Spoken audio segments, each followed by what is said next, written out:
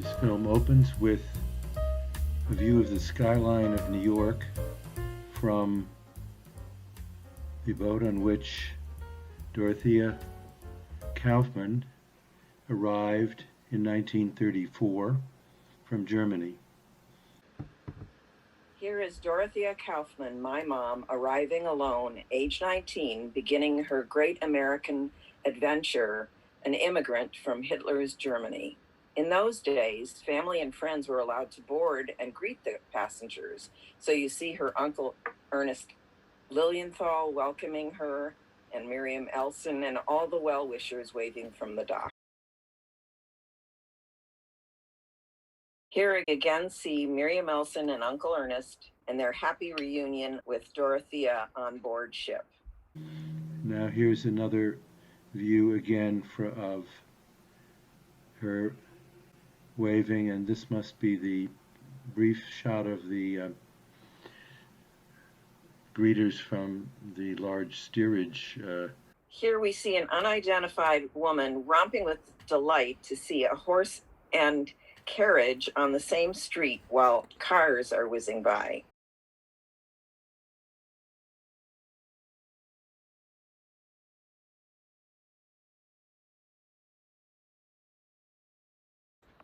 On the left, we see Meta Schaffenberg, age 24, Dorothea's favorite cousin, and Dorothea, age 19, is on the right. Here's Dorothea being shot somewhat difficult photographing aim. Here Dorothea is with her college friend and later roommate, Joan Fenichel. I'm named after Joan, that's my middle name. And now they're posing in their schoolgirl outfits. Not clear whose apartment this is.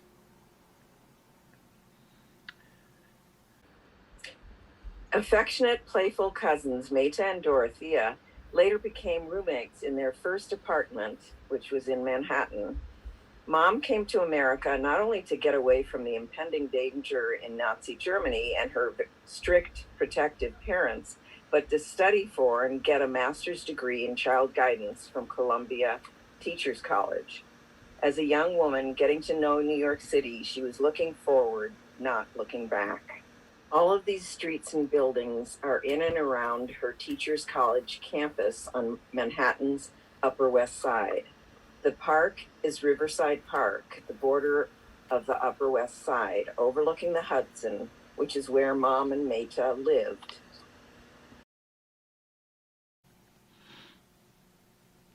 And going into, it looks like some kind of government building maybe. Here's the Fifth Avenue bus coming along, an old double-decker. And this is a view of Central Park, I believe on the east side.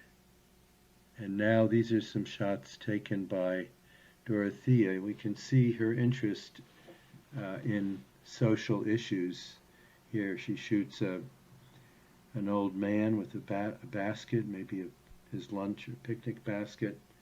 And here are a couple of black kids whom she spotted playing outside a barred building. Here's the close-up of them, and they advance towards the camera. This is Feuermann, I believe, and that's again Dorothea. Nice shot of her, and a random pigeon. Dorothea is in a fur jacket. You'll see many scenes with the women in furs, acceptable winter coats of the time. 1930s cars date the film.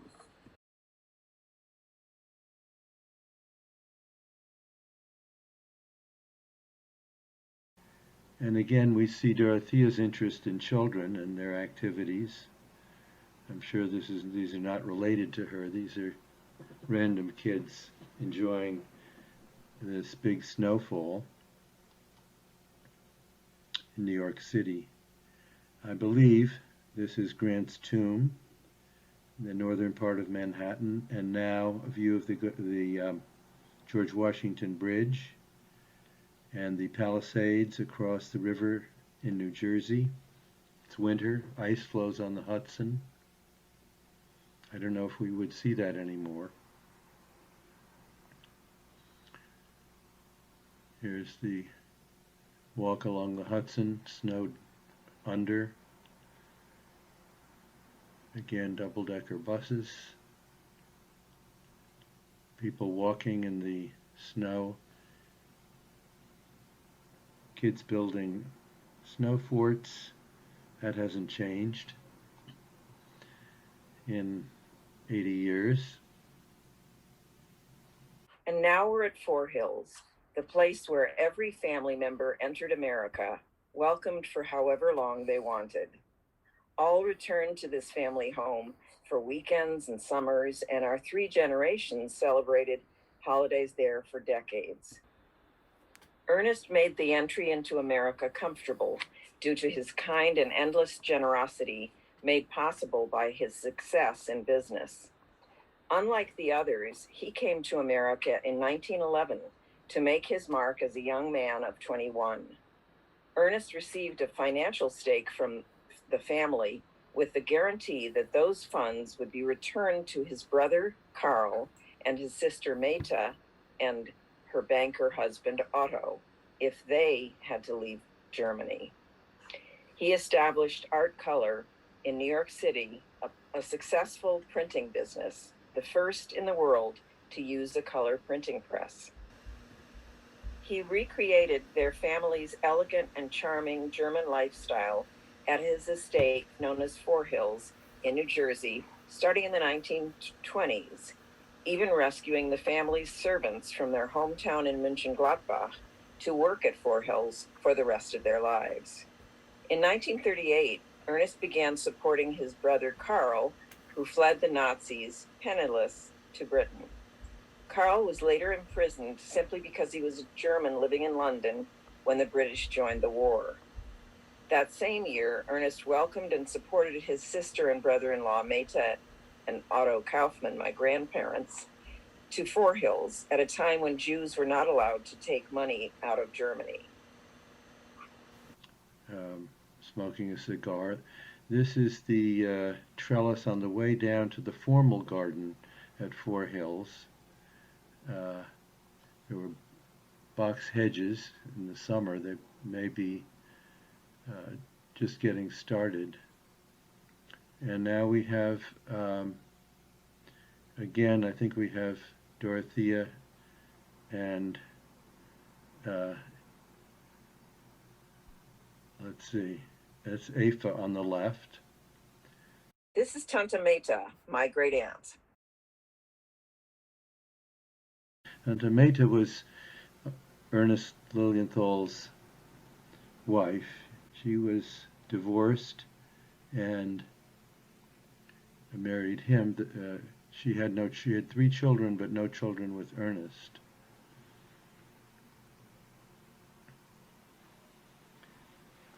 There's this is a different home, and this is a scene. Not clear to me who this young man is. I think this is Dorothea, and they're obviously enjoying this heavy snowfall, probably the same one we saw in New York. My mother on skis. I don't know if they were cross-country or downhill skis. Dorothea's having fun cross-country skiing on Four Hills Hill, something she learned in Europe.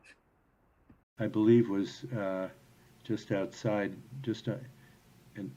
on the right side of this scene on the porch at Four Hills. Here we have Meta. Men wore suits and ties, and women wore dresses every day, clothes we now reserve for formal occasions. now Meta and Carl, brother and sister. Carl, who had a skiing accident when he was 20 or 21, and due to very bad treatment in Germany, became paralyzed for life. More playing in the snow. We have to again remember these are kids in their early 20s. Here's my mom nuzzling her cousin Carl. Dorothea was an only child, so her cousins Meta, Aoife, and Carl were as close as sister and a brother. Ernest married late in life and had no children, so he treated these three as his own. These cousins were experiencing a new country together, cushioned by Uncle Ernest and Tante Meta and their family life at Four Hills. Aoife was Dorothea's cousin and classmate for 12 years at their German Christian school in Cologne. Here's Munyo. He was known as Feuermann, Emanuel Feuermann, playing, getting Ernest to do gymnastics on the balcony.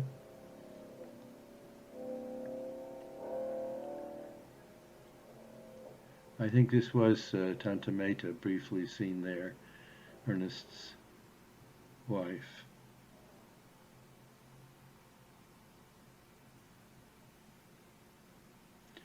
This is another home, but it's not clear whose. And here's Dorothea, throwing a ball or something for this dog she's visiting with.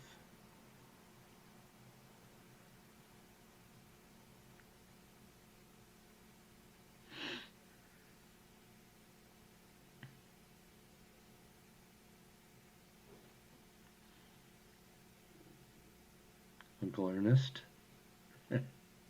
doffing his hat. And now obviously on a new roll of film, because the exposure is quite different, is Carl. People dressed routinely in those days, even in daily life, as did Ernest and Tante Meta Lilienthal, his wife. And I guess this dog was his, since it's obviously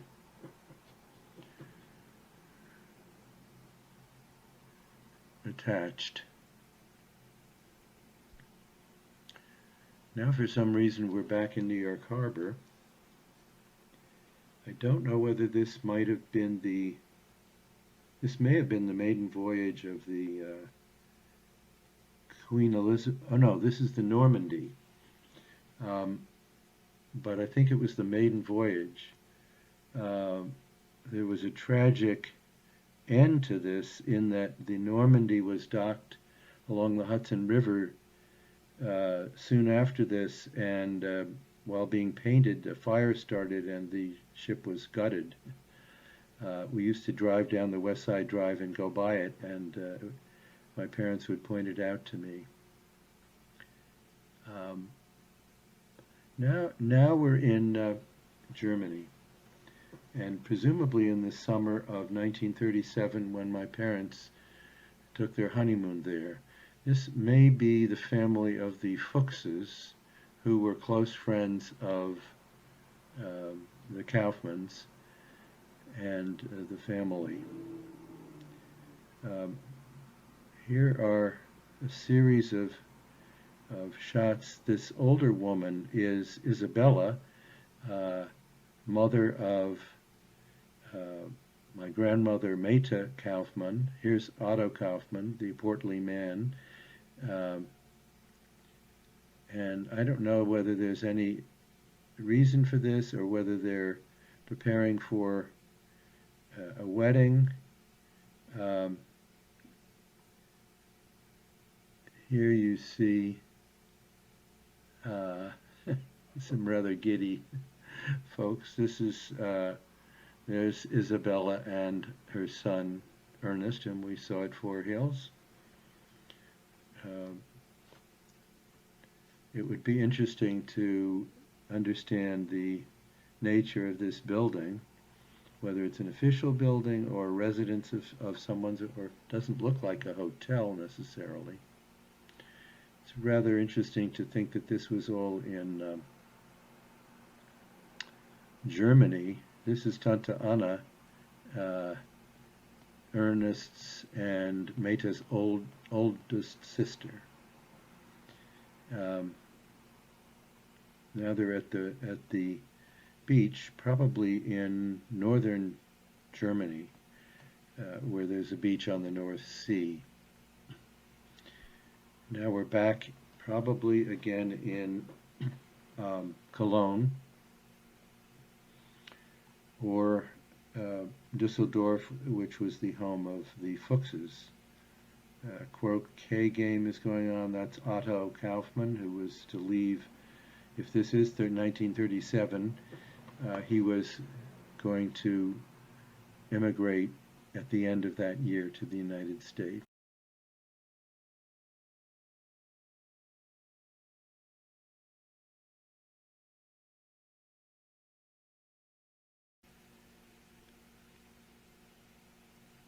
Views of the forest. Here she is crossing a small stream with her long skirt. And now she's going to prove to us that she can do it at her age. Not sure what her age was exactly. That was a brief shot of Meta Kaufmann, my grandmother, with her husband, Otto. Dorothea graduated from gymnasium at 18, the equivalent of graduating from our junior college, and emigrated first to England. Unhappy and homesick, her mother insisted she return to Cologne. Within months, at age 19, she was told by a family friend, there is no future for Jewish youth in Germany. She emigrated at age 19 when this film begins.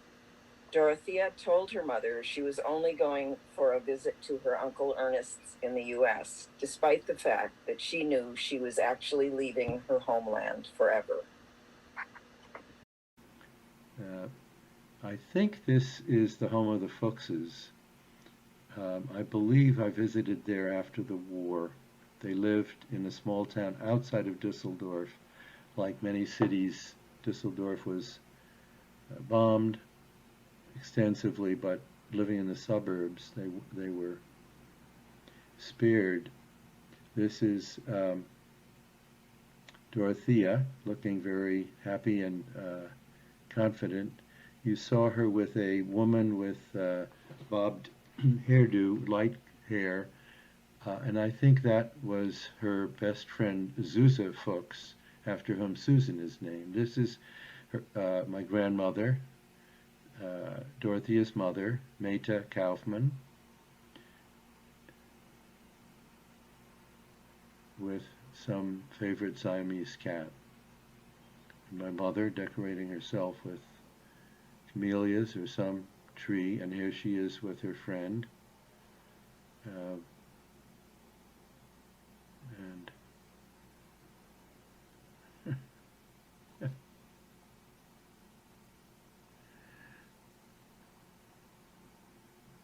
here she is, Dorothea briefly sitting on a porch.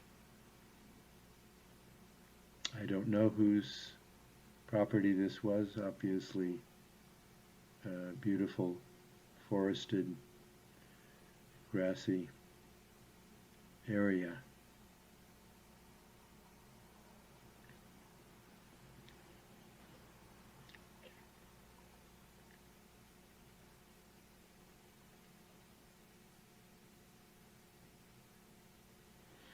I think this may have been one of the Fuchs daughters who was Dorothea's age. Dorothea once more being scholarly.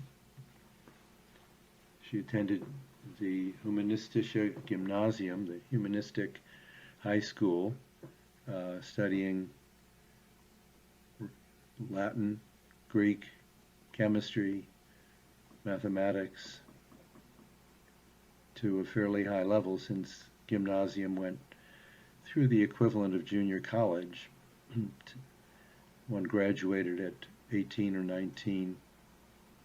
She immigrated when she was 20.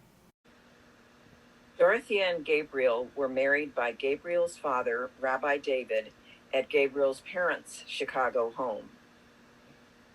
All of Gabriel's 3 sisters attended, and you can see Alex and Miriam in the footage. There was quite a bit of controversy over where Gabriel and Dorothea would marry. Uncle Ernest was upset because he wanted them married at Four Hills. Dorothea's mother wanted them married in their home, known as Oberländer Ufer, in Cologne. However, Dorothea refused, unwilling to return as a single Jewish woman for fear she might be detained by the Nazis. She chose to delay their trip until safely married and protected by her American husband. Dorothea and Gabriel then traveled to Cologne on their honeymoon to convince her father and mother that they must leave Germany. Otto, a lifetime civil servant, worked much of his life for the National Deutsche Bank and felt the Nazis would never persecute their family and that they were safe. While visiting, Dorothea and her mother shopped for her trousseau, an entire 4-bedroom household of furnishings, china, and engraved silver, as if the Nazis had no impact on their lives. Within 6 months, Otto and Meta left Germany for good. And now we're at what looks like must be Eva Schaffenberg's wedding with Emanuel Feuermann. And these are the flower girls. I can't identify many of these people. They were obviously wedding guests. They may have been relatives on one side or another. Maybe in some way we can find out who they were.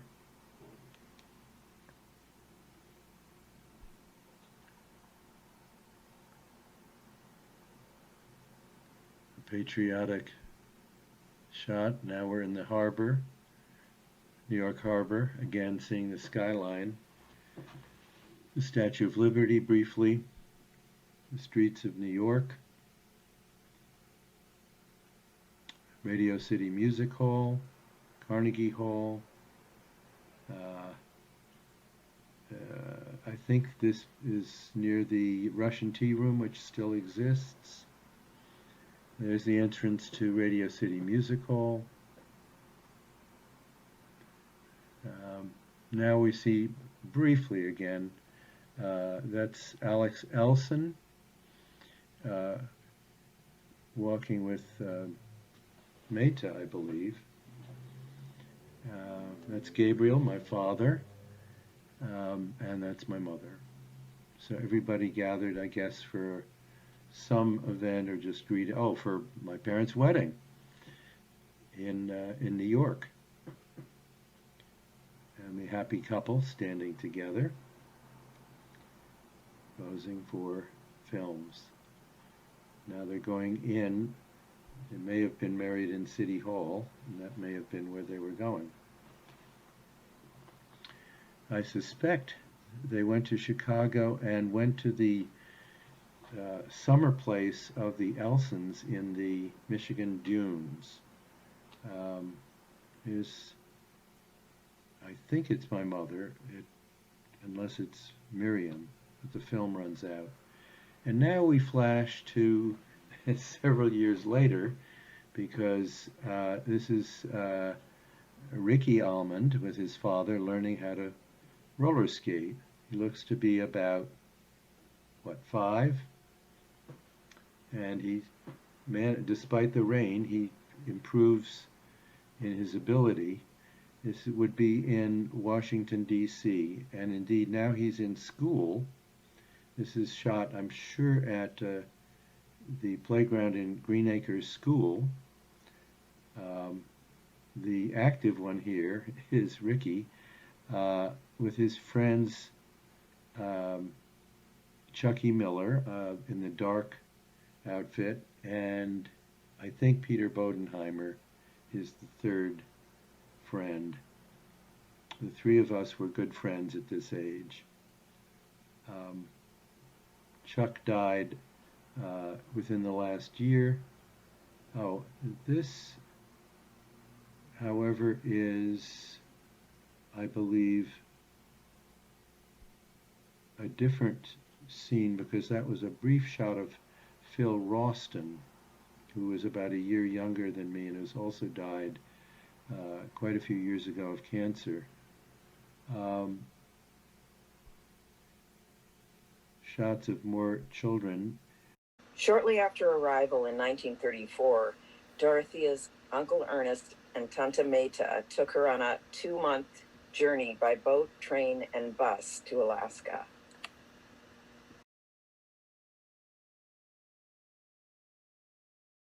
Now we've moved to color film and a summer vacation on Martha's Vineyard. Gabriel Almond, Ricky Almond, who's probably 5 here. Yes, 5 or 6 because Peter is crawling and looks to be about a year old. He was born June 30th, 1943, so this is probably the summer of 1944.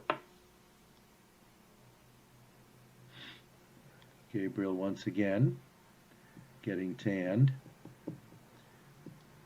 He actually commuted from Washington, where we were living and where he was working, to be with us on weekends and for whatever vacation he had during the war. Gabriel with Peter, and then with his mother, Dorothea, on the ocean side of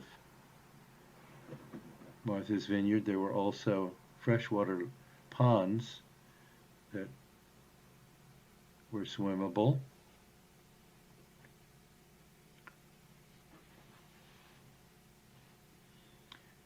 The girls here probably were from the Vogt family.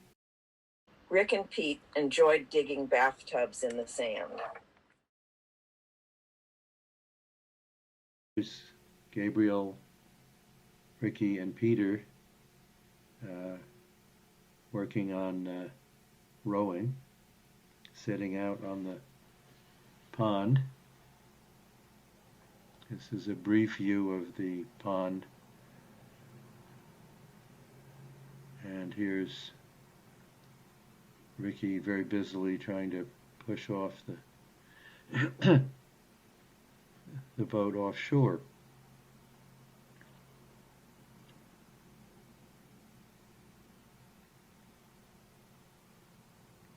Another view of Ricky at the beach, digging a big hole vigorously.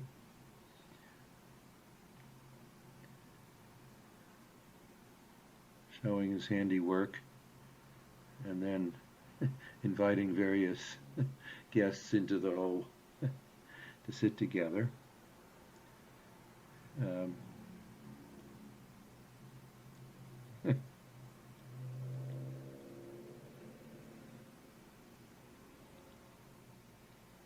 You can see the difference in temperaments at this age.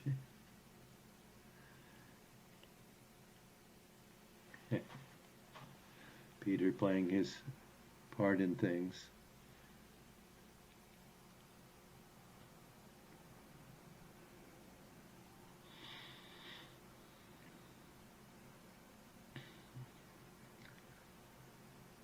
And Peter going off into the sunset. And we now flash forward, I think, another few years to our home on Wayland Street in North Haven, where we lived between 1947 and 1950. There's a game of football going on. Gabriel, and now we're in the backyard, and there's another game of catch going on. Peter's now much older. I'm much older. And Gabriel's wearing his University of Chicago letter sweater, the big C on it, Gothic C. I remember that. He earned that from being on the fencing team in college. We're in our backyard in North Haven, tossing around a small football, and even Dorothea gets into the mix. Dorothea joined Rick, Pete, and Gabriel playing ball.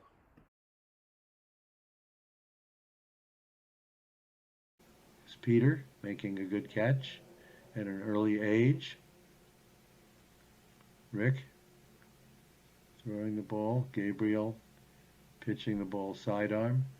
And here's some films of a May Day ceremony at our school, Ridge Road School. It's just a couple of blocks from where we live. This is me in the checkered shirt doing some kind of folk dance that we had been taught. Likely skinned it in. Here's the car, which was very distinctive, a kind of turquoise green. And now a film that the car was a Studebaker, which was an unusual car in those days. We were here actually trying a dramatic film. Here's Phil Roston being shot by Peter in our creation of some kind of Western plot.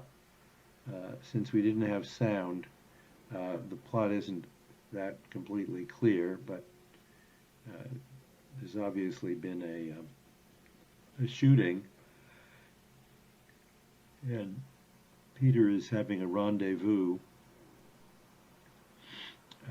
with whomever paid him off to do this shooting.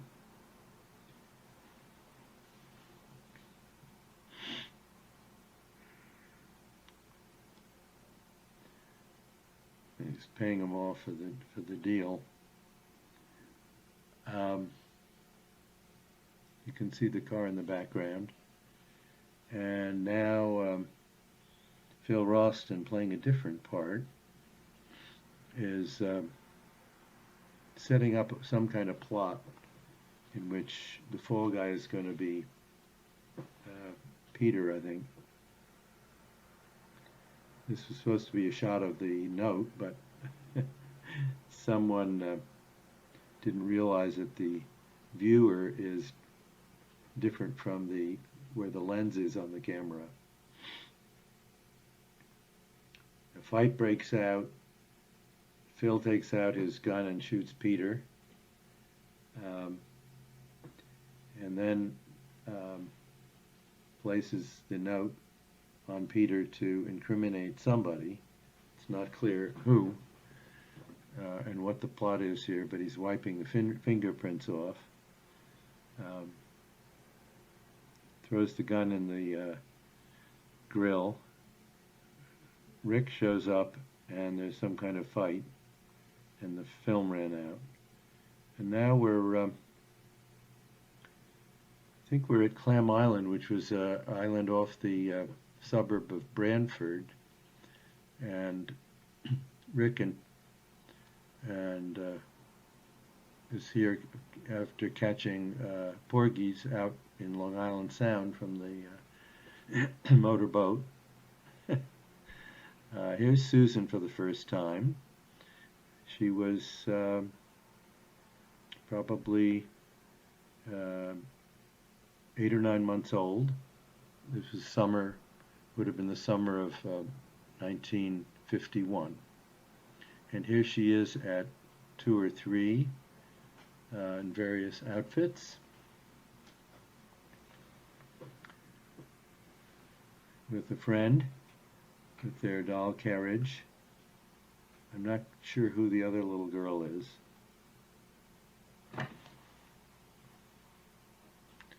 Very industrious and very motherly here. There's Gabriel and Dorothea. He's now smoking a pipe. she did for many years. In fact, it was a surefire gift to buy him a new pipe. There's Susyn, looking a little troubled among the daffodils. Must have been spring. Gabriel again, a nice shot. These were very close friends, the Reeds, Tip Reed and his son Waddy, who was a good friend of Peter's. And here's Susyn with friends of hers, Lindy Pye, who became a psychoanalyst, whom I reacquainted with a couple of years ago. And the third is Barbie Cohen, also the daughter of colleagues of, these were all colleagues of Gabriel's in political science at Princeton. The little boy is Nicky Knorr.